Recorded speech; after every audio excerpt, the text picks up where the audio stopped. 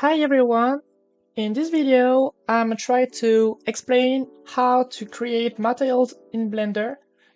Basically, I'm gonna show you how to create procedural shaders. Shaders are an important part in your 3D process because, well, it can change the level of your scene. It can completely change it, change the look of it, and improve it definitely. So it's not a part you should left over. You should focus on this because, yeah, it will help you level up if you are a Blender beginner. So, first of all, basic materials. In Blender, the basic materials are made using mainly a Principled BSDF node. This node gathers everything you need to create a basis for your material. So you can change the base color. That's kind of obvious, but you can change the tint of the albedo.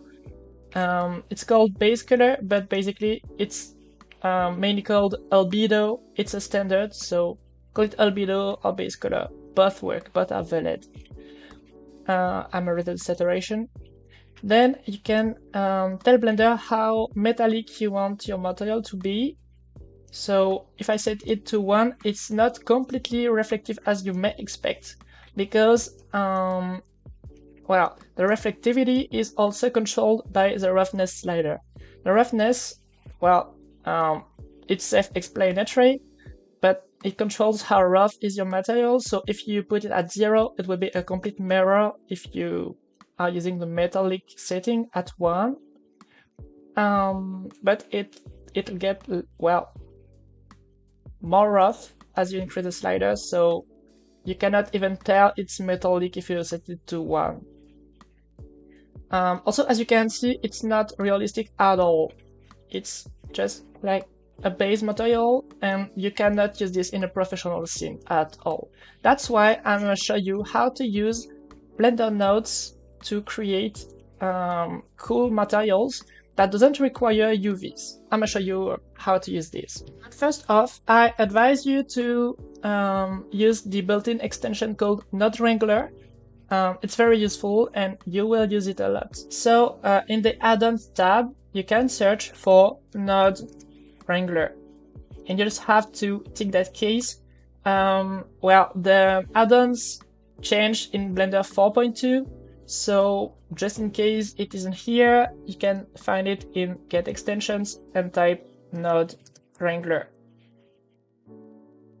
Well, I guess it's still in the add-ons tab, but well, as they changed how extensions and add-ons are working in Blender, I prefer to show you both. So basically you can get extensions that are the new name for add-ons in Blender from this tab. But you can also install add-ons from disk from here. Alright, that's kind of a mess, but it's a new start, so I won't blame the devs on it. Alright, so now that you have the Node Wrangler, what it allows you to do is to connect a node to the previewer by just holding Ctrl, Shift, and clicking on the node. And then you see it just automatically connects to the previewer, and you can see the node that you want to preview alone. That's pretty useful, as I'm going to show you. Okay, so first off, in a standard material, you'd like to, you'd even need to create the UVs for your objects. So here for a cube, it's pretty simple. The automatic UVs are great.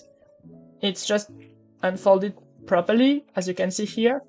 If I show you how the UVs look, well, it looks like this.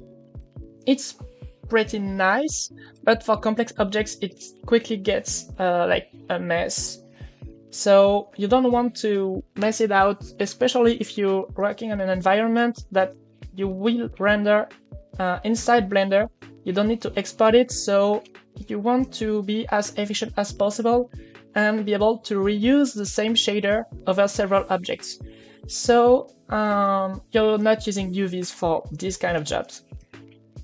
What you want to do is use generated coordinates. Basically, when you're using generated coordinates, you allow yourself to skip all the steps related to UV unwrapping and optimizing your UVs. You can just use some UVs that are based on your object and base all your material, all your shader on it in order not to struggle a lot and to be able to reuse the material over several objects. So how do these coordinates work? I made a little sketch to show you how it works. So first of all, the generated coordinates.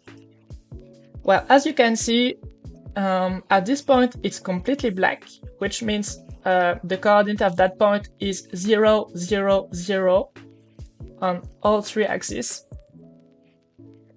As you can see, 0 in X, 0 in Y, and 0 in Z, in the Z-axis.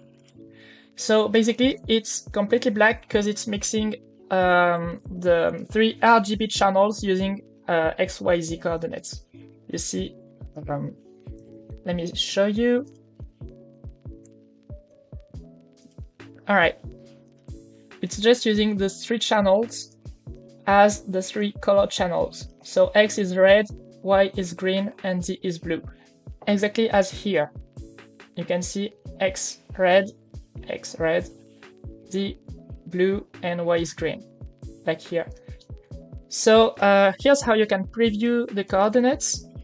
So as you can see, it's 0 here and it's 1 here. Basically, what the generated coordinates doing is creating a bounding box around your object to just to allow you to map some nodes on it, some images, some basically whatever you want, whatever needs coordinates. Let me show you. Maybe I can enable bounds here. Visibility, viewport display, bounds. All right. So basically, it's just from this box you can see in the wires here. So if you rotate this cube, as you can see, it's changing the coordinates as the bounds are getting bigger. All right. So it's trying to fit the whole cube, the whole object, in a box that isn't rotated at all. So whatever you're doing, it's trying to fit it in a box, and from this box, it's extracting coordinates that you can use later in your shader. So when you are creating procedural shaders, you are either using the generated coordinates or the object's coordinates. Let me show you the difference. So as we just saw, the generated coordinates are going from 0 to 1 from the origin of the bounding box here. Now let me disable that bounding box because I'll be using the object coordinates, which are a bit different, as you can see. Okay, generated object. There's a difference, a major difference. It is that it's not going from 0 to 1, it's going from -1 to 1. As you can see, the 0 is here, where it's completely black. Then it's getting completely black here because it's going into negatives, and you can't represent a negative color, so it's just black. It's clamped at 0 for those three channels, okay, for RGB. And that's why here it's completely white. It's because it's 1 for all those three channels. So here are the two mapping modes that you can use. The main difference is that the generated will be 0 to 1 from the top to bottom. Let me show you. All right. And no matter how big your bounding box is, it always be 0 here and 1 at the opposite. When you're using objects coordinates, it changes depending on the size of your object. If I scale this object up, as you can see, you will have 1, 2 here, and -1, -2 here, because it's using the world axis. All right, here in -1, and you can follow this red line or this blue line to see what will be the coordinates if you're using the object coordinates. So the advantage of it is that you won't have any stretching as long as your scale is applied. So as long as your scale is 1, 1, 1, so as long as you're doing the changes in edit mode, oh, bam. All right, as long as you're doing the changes in edit mode, you won't have any problem, because yeah, it'll just work fine. So it's great when you don't want any stretching, but if you absolutely want your texture to fit the size of your object, even though it requires some stretching, you can use the generated coordinates. All right, so that's a bit hard to understand, but once you've got it, it's a lot easier then to understand how shaders work in Blender. Because now I'm going to show you some of the most popular generated patterns that you can use to create procedural materials. First of all, the noise texture. So here's what it looks like. Alright, it's not pretty. Most of the time you will be using the factor rather than the color. So it's a float, and the color is, well, a color, so RGB channels. And this factor will be clamped between 0 and 1 if you check the normalize case. If you untick it, it will be between -1 and 1. This is why you get those black areas. Basically, if you are below 0, so 0 to -1, you will get just a pure black, so it's not pretty. If you're using it for mixing textures, mixing layers, as I will show you later, you want to take that case normalize. Alright, so it's not pretty, it seems a little blurry, so if you want to get a more precise, a more detailed one, you want to first decrease the scale a bit, and then you want to increase the detail to something like 7 or 12 or 17, and then just move a little bit the roughness so you get a little bit more detail. Alright, so it's more detailed. We still can't see much of it, so what you can do is use a color ramp. Oh, not this one. Color ramp. Alright, and set it to ease. It will boost your contrasts a bit. And if it's still not enough, you can use the brightness and contrast node and bring the contrast up, like this. And already it looks like a bit of a rock, so you see you will be able to use it like for rock materials. I'm gonna show you how. Okay, now the Voronoi texture. Voronoi is pretty useful because it has different modes. You see you can use it for different purposes. It can be useful to modify the coordinates, the base coordinates. So you can use, for example, object. It's great for stylized assets and stylized materials. So yeah, here's its main purpose as the position output. Otherwise, there's the distance that can be pretty useful in some cases. Most of the time, I'm either using Chebyshev or in the F2 algorithm. Yeah, you can do pretty cool things with it. Or I'm using the distance to edge pattern, which gives you only the distance output, and it's pretty useful for a lot of things. Alright, so you have different settings. You can bring the detail up, you can change the roughness of it. Only works if you have detail, otherwise you won't see any difference. You can change the randomness of it, and you can change the linearity, which only does something if you have detail and roughness on, then you can see a difference. Alright, so to begin with, I'm going to show you how to create a cool metallic procedural material in Blender. So I will show you how to create a metallic material and a rock material So you will see how base things are working together, and hopefully you will be able to use it in your own projects. Alright, so if you have the Node Wrangler enabled in the settings as I showed you in the start, you can just get a noise texture, press Ctrl T, and then you get those texture coordinates and mapping. You can plug the object's coordinates in the mapping vector, and then preview the noise texture by pressing Ctrl, Shift, and clicking the node. So here is it. We can change the scale to something like 2.5. You can change it later anyway. Then I'm gonna use a color ramp to clamp it to values I want. So I'm gonna use ease to boost the contrast a bit. Then I'm gonna plug the color into the roughness and bring the metallic down. What am I doing? No, I'm gonna let the metallic up because it's a cool metallic material. Alright. Okay, so it starts looking like something like a dusty material. It's a bit more realistic than just, just that. It looks awful, even though, well, it's metallic. But if you create some details on it, it looks either more realistic.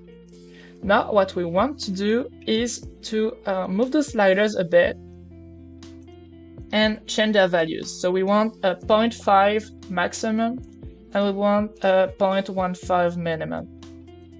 And then you can move them along and we can change the values again. So 0.015 and 0.25. All right.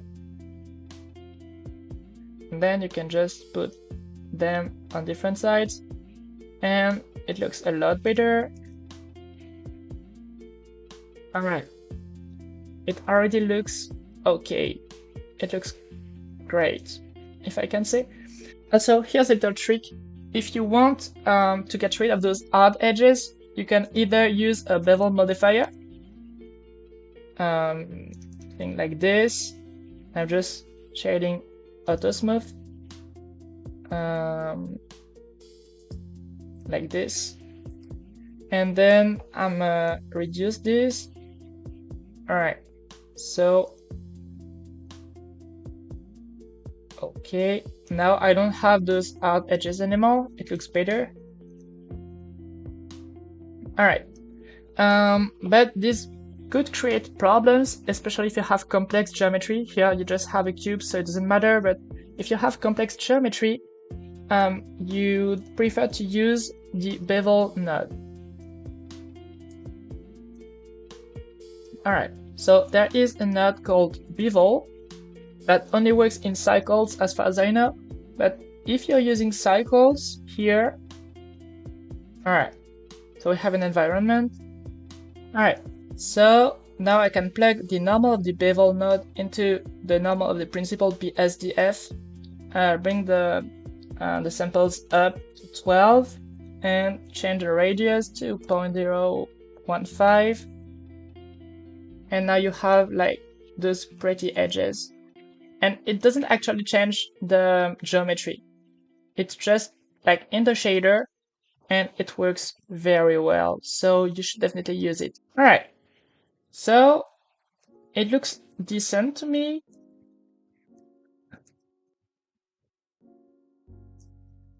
It looks great in my opinion. I don't know what you think, but it's a lot better than just using this material like this. All right, so here's the difference. Plain metallic, and now when you're using a noise texture to plug it into the roughness, and then you can get those complex patterns, and it works even though you're changing the mesh. So if I'm just scale it, all right, it doesn't stretch, nothing's broken because I'm using the object coordinates instead of the UVs, where you can encounter stretching. So let me show you. All right, you have stretching Where if you're using objects, no stretching at all. That's magical. Alright, so here's the metal material. I can make gold if I want to. It's pretty much gold now. Or maybe just I said the color wrong. I don't know. Judge me in the comments if you want to. Also, if you have questions at any point of this video, feel free to just put it in the comments and I'm gonna try to answer your question either in the comments or in my next video. So yeah, feel free to do that. Alright, so here's how metal material. Now I'm gonna create a rock material to show you how it works. Alright, so I'm gonna just get rid of it all and yeah, I'm gonna show you from scratch. So I'm gonna add a principal BSDF node to have the base. I'm gonna still use the bevel. Alright. So now we have like soft edges. Now I'm gonna use a noise texture. I'm gonna bring the detail up to 17. I'm gonna make it a little more rough. And I'm gonna press Ctrl T to open the texture coordinates subnodes. Select objects as we did earlier. Press Ctrl Shift and click the noise texture to preview it. And I'm gonna use a color ramp to ease. Basically, this group of nodes is very useful, so with practice you'll get used to using it. Then a new tricky thing, I'm gonna use a bump node. The bump node allows you to create fake bump and it makes your material a little more realistic.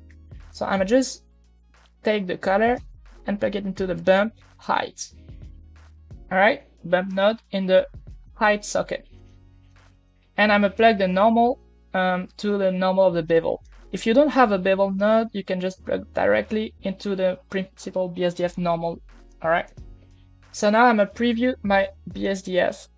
And you can see there is some bump, but it's little too strong. So I'm gonna just bring it down, and I'm gonna use a curve. It will be better. So rather than that, I'm gonna use a float curve here, and now I can control how strong I want the rock to be, depending on the noise texture I plug. All right. So I can make those changes to make it more contrasted. All right. I can completely mute it at some point, like it's at 0 here. All right.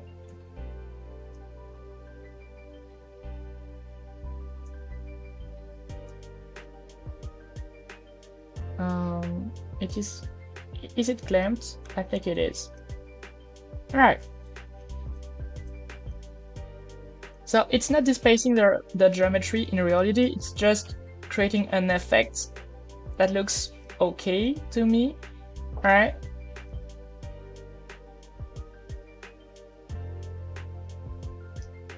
All right.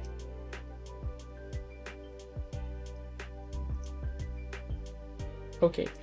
I recommend you not to use the bevel node if you're using very strong noise bump in your setup, because you won't see the edges too much anyway, like unless you're getting really close, you don't notice those hard edges too much, so it's okay. Then I'm gonna just get this a little darker, and I'm gonna change it depending on this noise texture. So I'm gonna just use another color ramp, plug the color ramp in the base color, use ease, and then I can pick the colors in the background.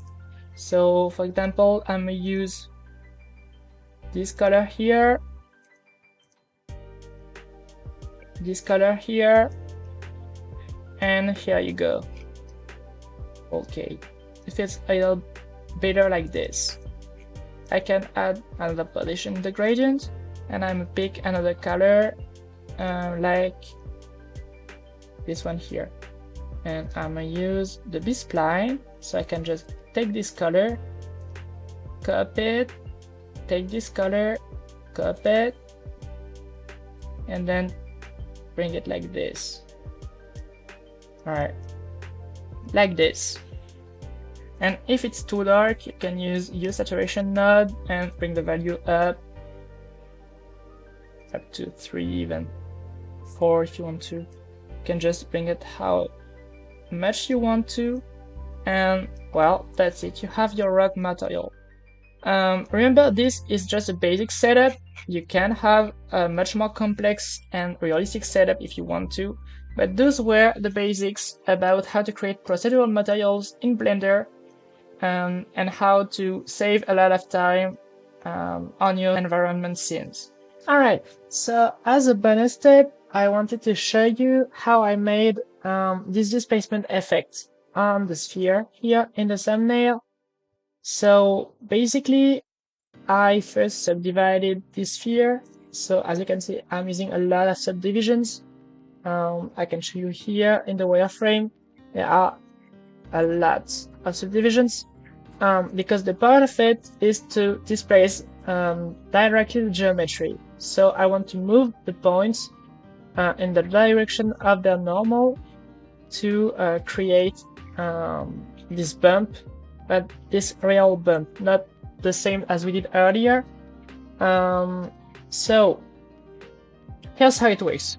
First, in the material, you want to set this attribute here from bump only by default to displacement and bump.